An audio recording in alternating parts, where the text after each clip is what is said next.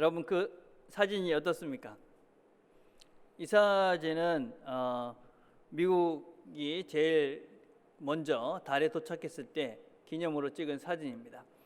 이 사진을 보고 여러 사람들이 이거 사기다 이렇게 주장을 했습니다. 왜냐하면 달은 중력이 없는데 저렇게 어떻게 국기가 똑바로 서 있을 수 있느냐. 그 다음에 조명이 왜 몇 군데서 저렇게 져서 그림자가 저렇게 지느냐. 그 다음에 이 달은 중력이 없는데 어떻게 저렇게 발자국이 날 수 있느냐. 기타 등등 이러면서 저건 사기다. 미국이 어떤 그 당시에 자기들의 그런 그 정체 이런 것들을 또 소련보다 자기들이 우주적인 그런 것들이 앞섰다 이런 것들을 주장하기 위해서 미국의 어떤 사막에서 찍은 가짜 사진이다 그런 이야기가 있었습니다. 조작된 것이다 이런 것들을 이렇게 음모론이다 이렇게 이야기하는데 그래서 나사에서 공식적으로 이야기를 했습니다. 중력이 없는 줄 알고 저렇게 그 철사로 만들어서 저렇게 갔다 처음부터. 그리고 조명은 사진을 찍기 위해서 우리가 조명을 여러 군데서 했다. 그리고 이 달은 이 먼지가 많기 때문에 조금만 뒤져도 저렇게 큰 아주 분명한 발자국이 생긴다. 그러면서 나중에 소련이 가서 이 성조기가 있는 것도 봤고, 그 다음에 소련의 그 달나라에서 갖고 온 운석도 있는데 이런 것들이 어떻게 이게 거짓말이냐 그렇게 이야기를 했는데 이 음모론을 주장하는 사람들은 또 뭐라고 얘기했냐면 소련도 다 짰다. 소련도 한편이다. 그리고 운석은 가짜다. 이러면서 이게 여전히 아직까지도 저거는 다 가짜다. 이렇게 믿고 있는 사람들이 있습니다. 9.11 사태가 일어났습니다. 우리가 잘 알다시피 저것도 음모론이 있습니다. 유대인과 부시가 중동을 공격하기 위해서 만든 자작극이다. 이런 음모론이 있어서 영화도 나오고 그랬습니다. 그런데 저것은 사실은 3년 동안 한 2,000명이 넘는 사람들이 사진이나 여러 가지 상황들을 다 분석을 하고 난 다음에 이것은 이 중동의 그 당시 IS의 전신이 만든 그런 테러다라고 결론을 냈습니다. 그런데도 불구하고 여전히 저거는 유대인들과 부시가 만든 사기극이다 이렇게 믿고 있는 사람들이 있습니다. 이런 것들을 우리가 음모론이다 이렇게 이야기합니다. 우리나라에도 뭐 천안함 음모론, 세월호 음모론 이런 것도 있고 뭐 프리메이슨, 보헤미안 클럽, 바코드, 베리칩 뭐 이런 기타 등등의 많은 소설과 실제를 구분하지 못하고 소설에서 이야기되는 것이 실제인 양 착각하면서 이 다 믿을 수 없다 이런 음모론을 주장하는 사람들이 대단히 많습니다. 이런 것들을 우리가 불확실성 시대, 포스트 모던 시대, 부정직한 시대의 특징이다 이렇게 우리가 이야기를 합니다. 어떤 면에서는 믿지 못하는 거짓이 너무나 팽배했기 때문에 무엇이 진실인지를 분별하기 어려운 시대에 우리가 살아가고 있습니다. 근데 우리가 믿는 이 기독교가 과연 다른 종교와 다른 참 종교다, 참 진리의 종교다라는 것을 우리가 어떻게 확신할 수 있는가? 물론 여러 가지 기타 등등의 증상들이 있습니다. 옛날에는 어떤 이야기들을 했냐면 봐라, 예수 믿는 나라들이 다 잘 살지 않느냐? 하나님이 축복해 줘서 그래 잘 사는 것이다. 그렇게 이야기하던 시대가 있었습니다. 그런데 여러분 통계를 보면 자료를 보면 1등부터 10등까지 잘 사는 나라들 그 중에 4개의 나라가 이슬람 국가입니다. 그리고 3개가 기독교 국가라고 할 수 있고 3개가 불교 국가들입니다. 그러니까 하나님이 이게 참 종교라는 증거가 부자 나라다라는 것은 맞지 않는 것입니다. 옛날에나 통하던 이야기죠. 그런데 정말 기독교가 정말 참 종교구나 하는 증거가 또 다른 것이 있습니다. 그것이 무엇이냐면 전 세계에서 부패지수라는 것이 있습니다. 정직한 나라. 정직한 나라 1등부터 쭉 보면 15등까지 뭐 그 밑에도 마찬가지입니다. 이 국가들의 대부분 전부 다가 이전에 기독교 국가였고 지금도 뭐 기독교적인 정신으로 이 나라가 운영되고 있는 나라들입니다. 앞에서 부자라고 생각했던 그런 나라들을 보면 여러분 거기에는 수많은 부패와 독재와 불평등이 참 많던 나라들입니다. 그런데 여러분이 지금 보시고 있는 이런 나라들은 이게 이전에는 참 기독교 국가였죠. 지금은 뭐 기독교인들의 퍼센티지가 줄어들긴 했지만 여전히 기독교적인 정신으로 이 나라를 운영하고 있는 나라들입니다. 평등합니다. 자유가 있습니다. 그리고 깨끗합니다. 정직하다 하는 것입니다. 그리스도인들은 정직하다, 진실하다. 왜 그렇습니까? 하나님이 진리시죠. 진리는 참인 것입니다. 그래서 우리가 하나님을 믿는다 하는 것은 참된 진리 대신 그 하나님을 믿는 것이고 우리가 그 하나님을 닮아가는 것이죠. 그래서 그리스도인들이 참되다, 정직하다 하는 것은 당연한 것이고 하나님을 제대로 믿는 나라, 하나님을 제대로 믿는 사람들이 모인 공동체에는 반드시 정직하고 진실됨이 있어야 되는 것이죠. 그렇게 세상에 소금이 되고 빛이 되는 것이 바로 하나님을 제대로 믿고 있는 사람들의 특징이다라고 할 수 있습니다. 여러분, 종교가 부패하게 되어지면 거짓이 늘어납니다. 그리고 그 종교가 그 거짓의 선봉에 서서 사회를 더 어지럽게 합니다. 여러분, 개인도 마찬가지죠. 내가 진실함에서 멀어지고 있다. 그러면 나는 지금 어떤 면에서는 바른 하나님에서부터 멀어져 가고 있다라는 구체적인 증거다라고 할 수 있습니다. 종교가 부패해졌고 그래서 거짓이 팽배하던 시대가 언제였느냐? 바로 예수님 시대였습니다. 예수님 시대. 오늘 본문으로 돌아가 보면 이렇게 이야기합니다. 또 옛사람에게 말한 바 헛맹세를 하지 말고 또 내 맹세한 것을 주께 지키라 하였다는 것을 너희가 들었으나, 헛맹세를 하지 말고 맹세한 것은 반드시 지켜라. 맹세한 것은 지켜라. 이게 사실은 구약에서 이야기하고 있는 말씀의 기본적인 의미입니다. 다시 한번 이야기를 하지만 우리는 성경은 항상 문맥, 상황 속에서 읽어져야만 합니다. 상황이 없이 그냥 텍스트, 본문만 읽어서는 우리가 그 말씀의 원래 의도를 제대로 파악할 수가 없습니다. 구약 시대에 왜 이 맹세를 하고 꼭 지켜라 이렇게 했을까? 여러분, 그 시대에는 과학적인 증거가 없었습니다.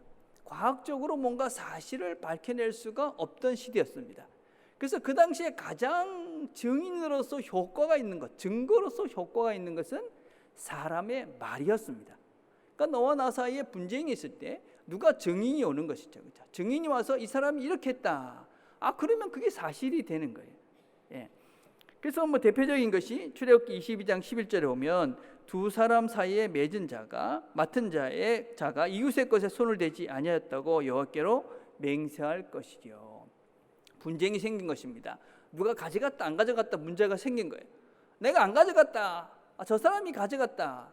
이런 걸 어떻게 확인할 수 있냐면 그 옆에 있는 사람들, 그 사람들이 보고 저 사람이 가져갔어요. 저 사람이 안 가져갔어요. 이렇게 이야기하는 것이 곧 그 말이 증인이 되고 증거가 되는 거예요. 그렇기 때문에 그 당시의 말, 이것은 지금보다 훨씬 더 심각하고 중요했습니다.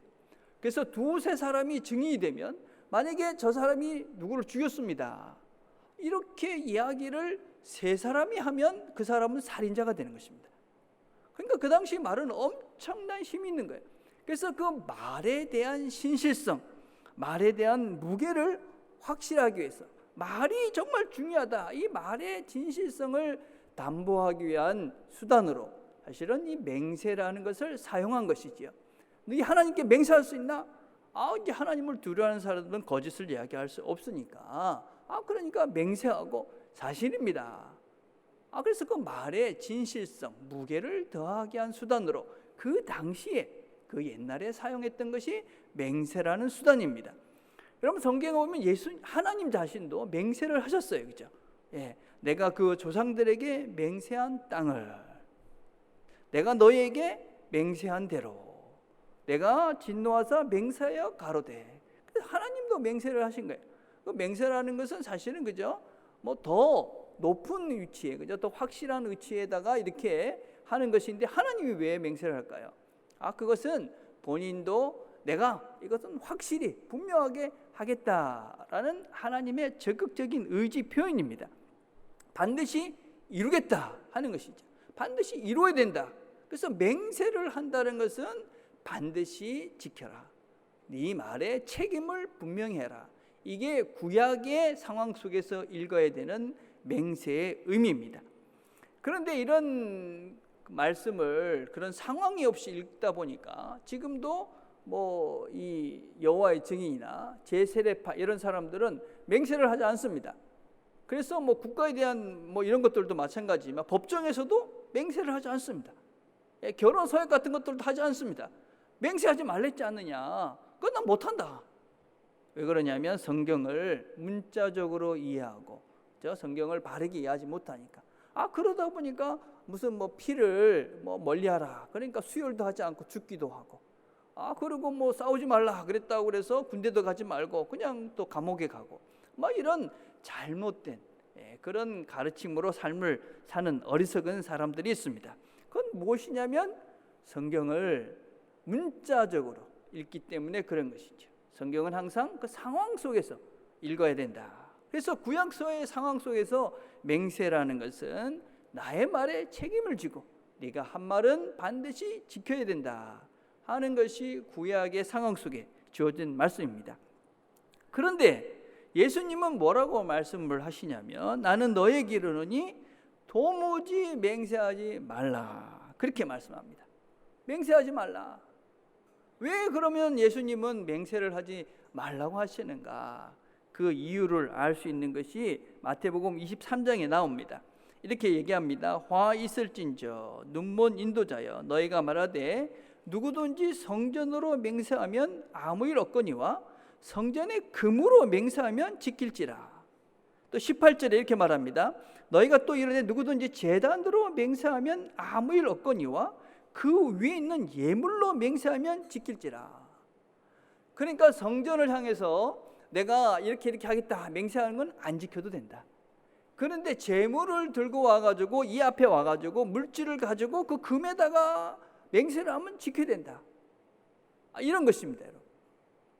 다른 식으로 이야기하면 그냥 와가지고 내가 저거 할게 이렇게 말하는 거는 교회에 내가 하나님을 두고 맹세하는데 내가 이렇게 할게 그건 안 지켜도 된다. 근데 헌금을 들고 와가지고 헌금을 들고 와서 제물을 바치면서 이걸 내가 하겠다 그런 건 지켜야 된다. 이게 무슨 얘기냐면 교회에 그 당시에 이 성전에다가 제물을 갖고 와서 그리고 거기다가 맹세야 효력이 있으니까 제물을 많이 바쳐라. 이 얘기입니다, 여러분. 예. 맹세를 이용해서 자신의 배를 불리고 있는 부패한 종교인들의 모습인 것이죠. 거짓을 부추기고 있는 것입니다.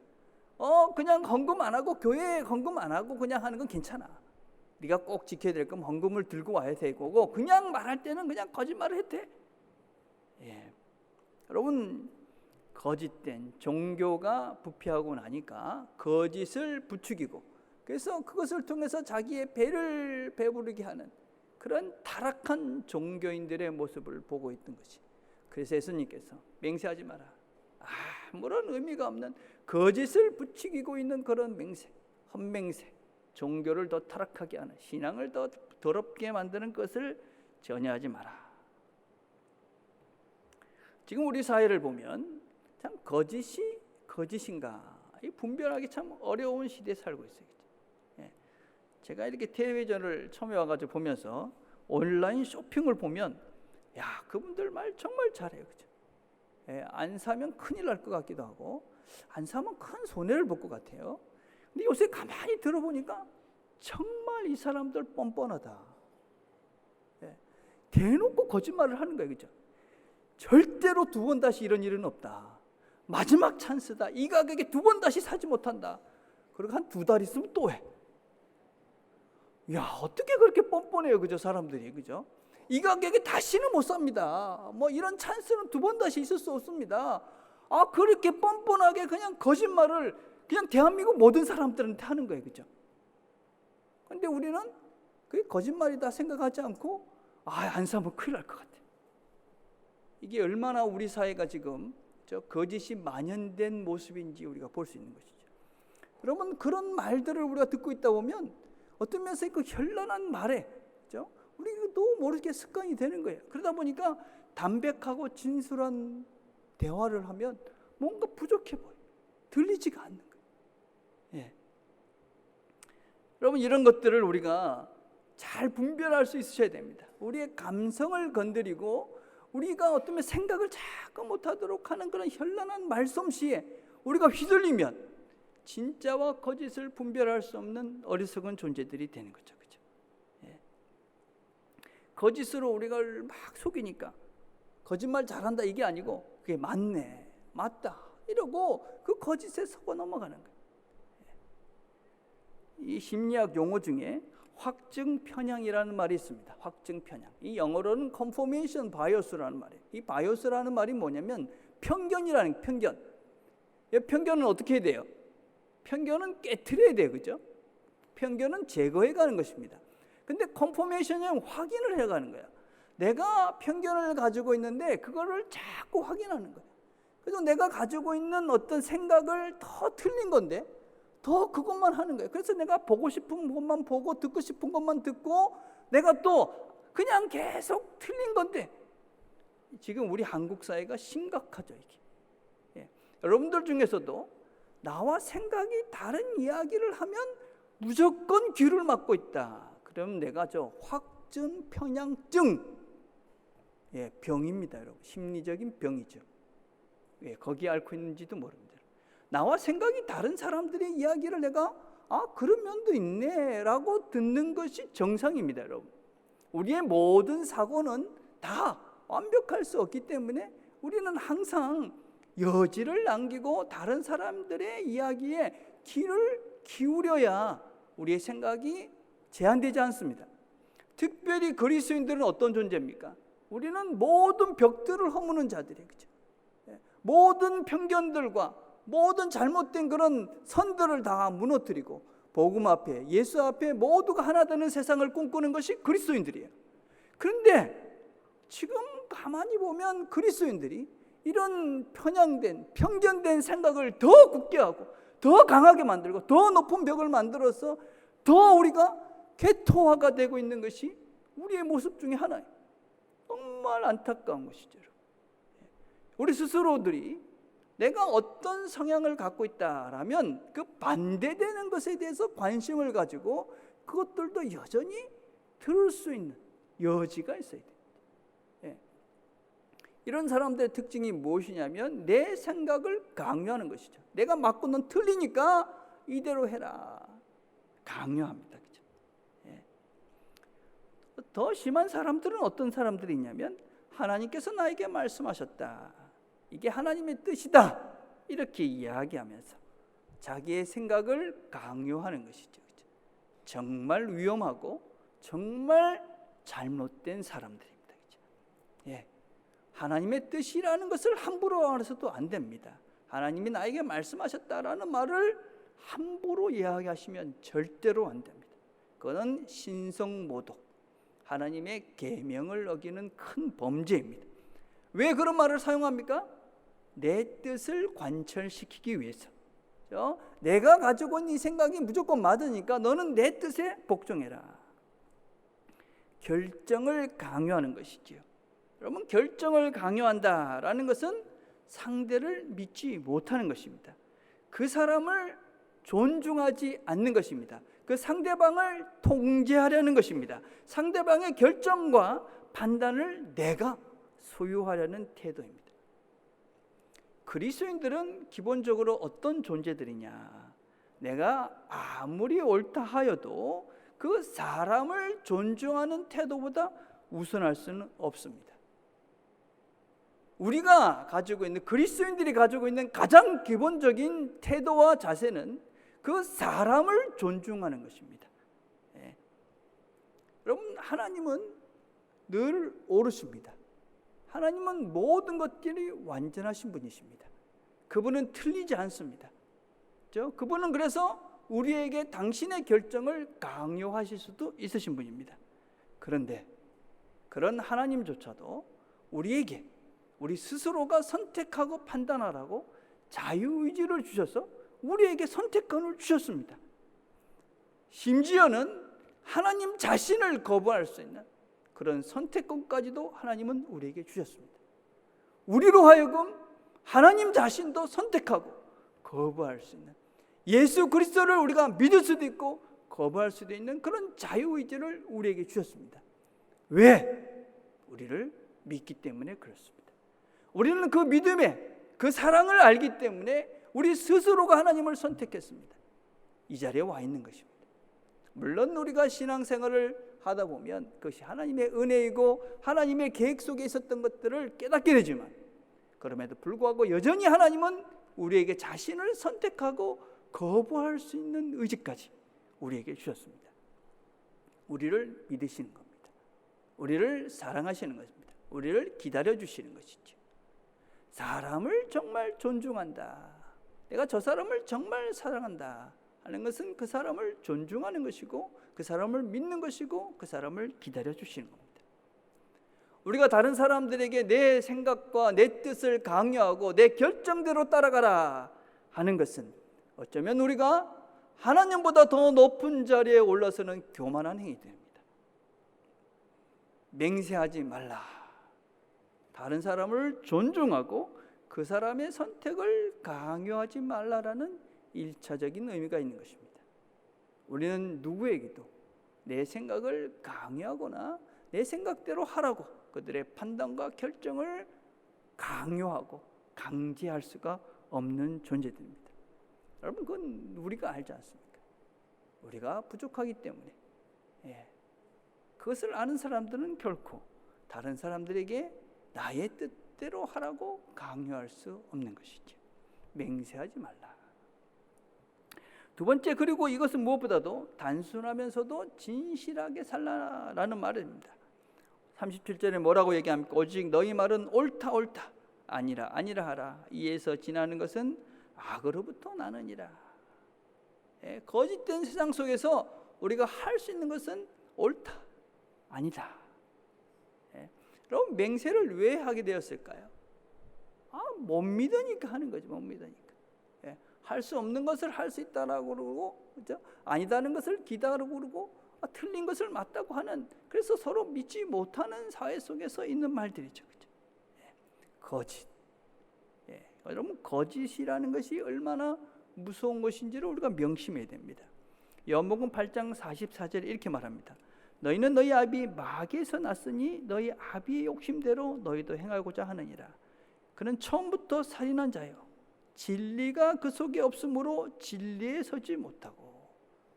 얼마나 중요한 말인지 모릅니다. 거짓은 진리 앞에 설 수 없다.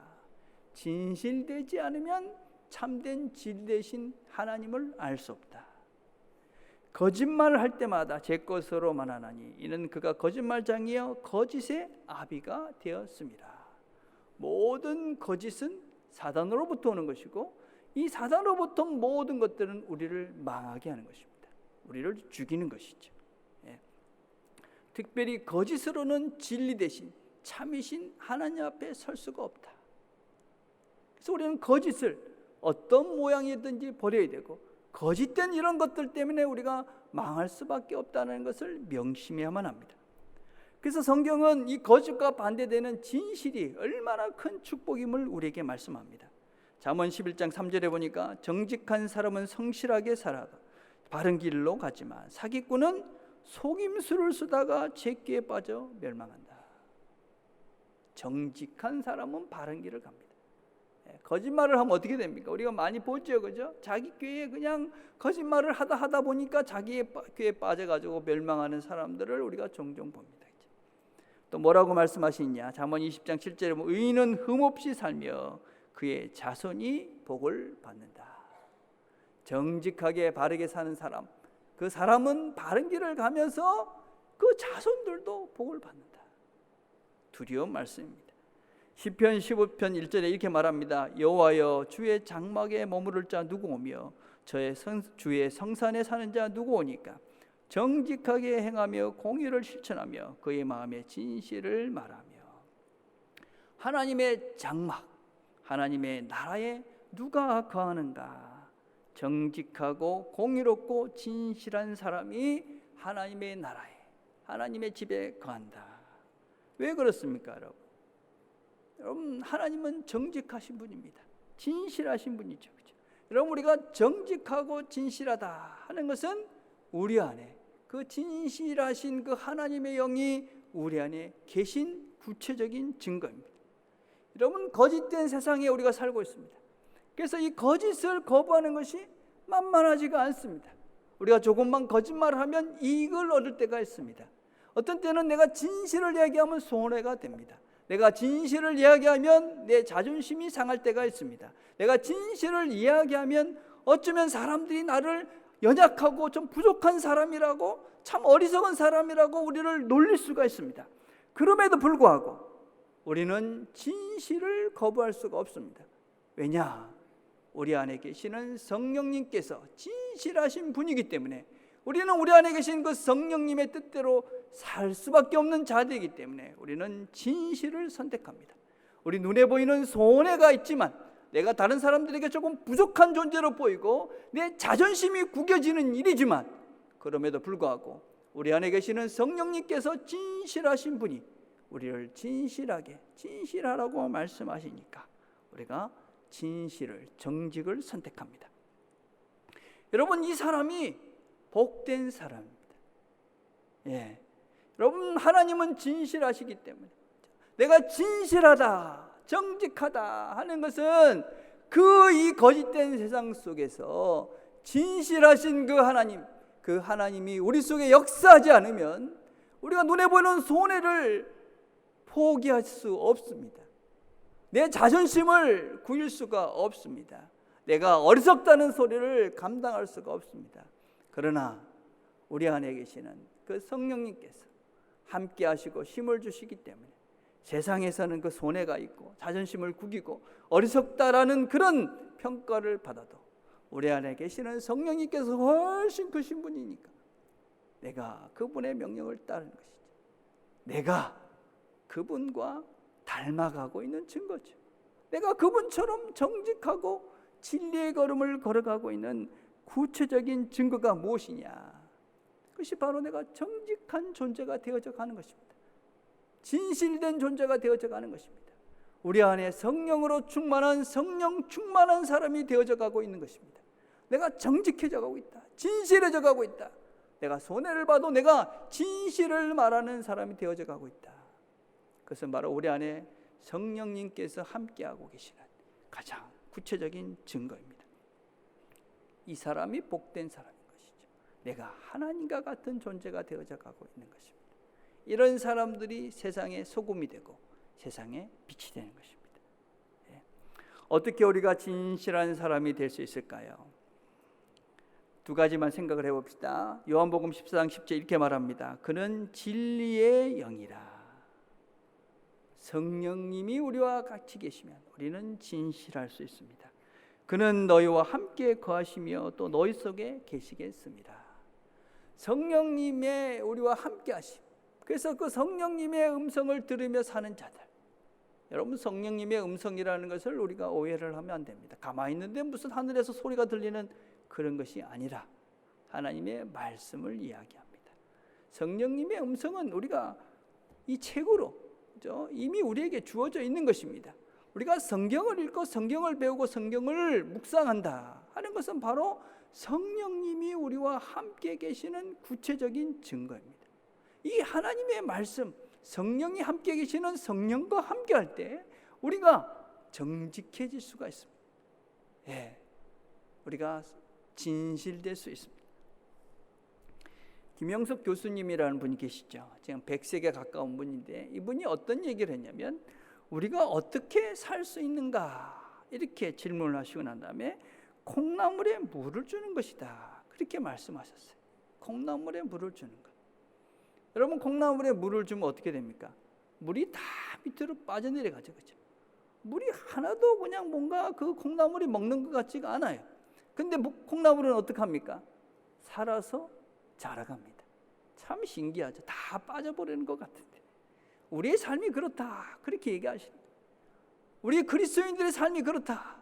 우리가 하나님의 말씀을 듣고 하나님의 말씀을 맨날 듣는데 맨날 아무것도 없는 것 같은데 그 말씀을 바른 말씀을 듣고 그 말씀대로 살려고 우리가 애를 쓰면 시간이 지나면 또 우리가 현장 속에서 하나님과 함께 살아가는 영원히 살아있는 그런 삶을 살고 우리가 자라갈 수 있다 하는 것입니다. 여러분 물이 다 빠져나가니까 그냥 물을 안 주면 어떻게 됩니까? 콩나물은 죽어버립니다. 하나님 말씀도 동일합니다. 이 말씀을 맨날 이렇게 듣고 내가 이렇게 묵상하는 게 무슨 의미가 있을까? 안 들으면 죽는다.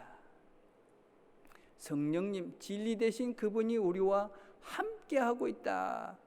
말씀을 읽는 것입니다. 말씀을 듣는 것이고 말씀을 묵상하는 것이고 이 성경의 저자 되시는 그 성령님께서 우리에게 함께 하시고 계시는 구체적인 증거, 성경과 함께하는 것입니다. 그때 우리의 영혼이 살아나는 것입니다. 우리가 성장하고 성숙해 가는 것입니다. 진실한 존재로 새로워져 가는 것입니다. 두 번째는 단순한 삶을 사는 것입니다. 여러분 마태복음 5장에 이런 말씀이 있죠. 오늘 보니까 오직 너희 말은 옳다 옳다 아니라 아니라 하라. 이에서 지나는 것은 악으로부터 난다. 제가 참 좋아하는 제 인생의 모토 중에 하나가 무엇이냐면 단순하게 생각하고 진실하게 말하라 하는 것입니다. 단순하게 생각하고 진실하게 말하라. 여러분 진실은 단순하죠. 여러분 이게 흰색이지 않습니까? 그렇죠? 이게 흰색이다. 그럼 하나밖에 없어요. 아주 심플한 겁니다. 그런데 이게 흰색이 아니다라고 생각하는 순간 복잡해지죠.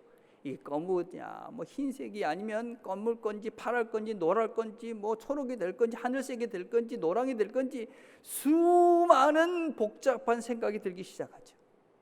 그러다 보면 나중에 내가 뭐라고 그랬지? 헷갈리기 시작합니다. 그렇죠? 자신도 모르는 삶을 사는 것이죠. 복잡한 인생을 사는 것입니다. 그렇죠? 네. 단순하게 생각하라. 이것이 무엇인지, 이것은 신색이다. 단순할 수 있고 진실하게 말할 수 있습니다. 이런 말을 하면 목사님은 목사님이니까 세상을 몰라서 그렇습니다. 단순하게 사는 게 얼마나 어렵고 진실하게 말하는 것이 얼마나 어려운지 모릅니다. 그렇게 살아서는 먹고 살기 힘듭니다. 맞는 말씀이지요. 그렇죠? 여러분 거짓된 세상 속에 진실을 선택하며 사는 것은 만만한 일이 아닙니다. 그렇죠? 쉽지 않습니다. 그래서 우리가 가는 길이 넓고 큰 길이 아니고 좁고 협착한 길입니다. 아무나 갈 수 있는 길이 아니고 선택한 특별한 사람들만이 갈 수 있는 특별한 길이기도 합니다. 그렇죠? 그런데 여러분 우리가 그렇게 갈 수 있는 존재들이죠. 여러분 생트쥐베리의 어린 왕자에 보면 이런 구절이 있어요. 여기 내 비밀이 있어. 그건 간단해. 마음으로 보면 잘 보인다는 거야. 가장 중요한 것은 눈에 보이지 않아. 우리의 삶을 살면서 무엇을 추구하며 살 것인가? 정말 중요한 것이 무엇인가를 먼저 분별할 수 있어야 됩니다. 무엇이 정말 중요할까요? 정말 중요한 것은 눈에 보이지 않죠. 정말 중요한 것은 행복이지 않습니까? 정말 중요한 것은 사랑이지 않습니까? 정말 중요한 것은 기쁨이지 않습니까? 그냥 눈에 보이는 것만 보면 우리 속에 부족이 보이고 고통이 보이고 근심이 보이고 원망거리들이 보이고 뭔가 만족스럽지 못한 수많은 것들이 보이죠. 근데 마음으로 보면 우리 안에 계시는 우리 마음속에 계시는 성령님의 눈으로 보면 정말 좋은 것들이 보이죠. 정말 좋은 것들이 그죠.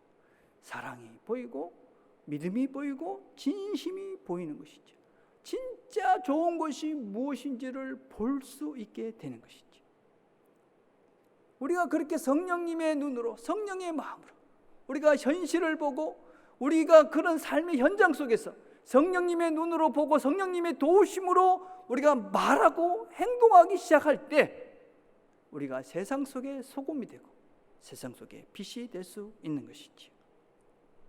이 한 주도 하나님께서 우리와 함께 하시면서 우리가 진리를 볼 수 있도록 도와주실 것입니다. 우리가 진실을 말할 수 있는 힘을 우리에게 주실 것입니다. 우리가 진실을 말하고 진심을 보고, 그래서 정말 좋은 것을 보고 우리의 말과 행동들이 그렇게 정직한 진실된 삶을 살 때, 그때 우리의 주변이 새로워지는 것입니다. 내가 하나님이 원하시는 진정한 참된 복을 누리는 것입니다. 그렇게 우리의 주변이 하나님이 원하시는 새로운 하나님의 나라로 새로워져 가는 것입니다. 이 한 주도 우리와 함께 하시며 진리를, 진실된 삶을 살게 해주실 그 성령님을 의지하고 진실된 삶을 살아서 이 세상 속에, 거짓된 세상 속에 소금의 역할, 빛의 역할을 잘 감당해가는 저와 여러분이 되기를 간절히 바라겠습니다. 기도하겠습니다. 하나님 아버지,